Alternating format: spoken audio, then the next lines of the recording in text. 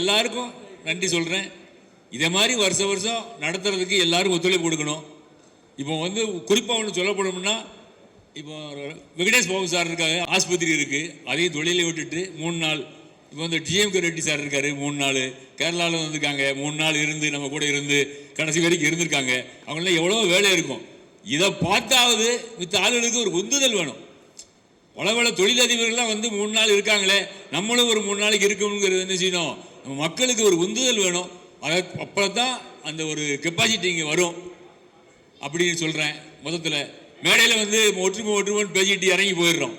அந்த ஒற்றுமைக்கு இப்போ தமிழ்நாடு சங்கத்திலையோ எதுலையோ ஒற்றுமைக்கு வழியே இல்லை.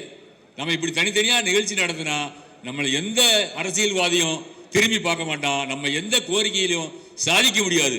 ஆகையால் இங்கே இருக்கிற பெரியவங்களாம் அனைத்தையும் ஒருங்கிணைச்சு ஒரு விழா நடத்தினா ரொம்ப நல்லா இருக்கும். இது கருத்தரங்கம், இது மாநாடு கிடையாது. இது கருத்தரங்கம் நடத்துறது இது வேற.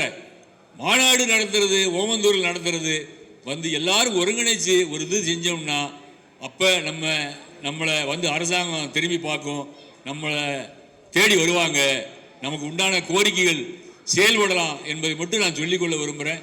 அதனால் இங்கே இருக்கிற பெரியவர் அனைவரும் மேடையில் மட்டும் ஒற்றுமை பேசாம எல்லாத்திலையும் ஒற்றுமையாக இருக்கணும் அப்படின்னு சொல்லி கண்டிப்பாக உங்களையெல்லாம் உங்கள் பாதம் தொட்டு வேண்டி விரும்பி அனைவரும் சாப்பிட நேரமாகிறது செல்லுங்கள் என்று சொல்லி வருகை புரிந்த அனைவருக்கும் நன்றி பாராட்டி, முக்கியமாக இந்த நிகழ்வு நடந்ததுக்கு நன்றி சொல்லணும்னா போகநாடு ரெட்டி நலச்சங்கம், முக்கியமாக ரவிச்சந்திரன் சாரு, அப்பாசாமி சாரு, அவரோடு சேர்ந்து பணியாற்றிய அத்தனை பேர்களுக்கும், வேலைச்சி அவர்களுக்கும், டாக்டர் அவர்களுக்கும், டேக்பான் ரெட்டி நலத்தின் தலைவர், செயலாளர், பொருளாளர் மற்றும் அனைத்து உறுப்பினர்களுக்கும் நன்றி கூறி விடைபெறுகிறோம். நன்றி, வணக்கம்.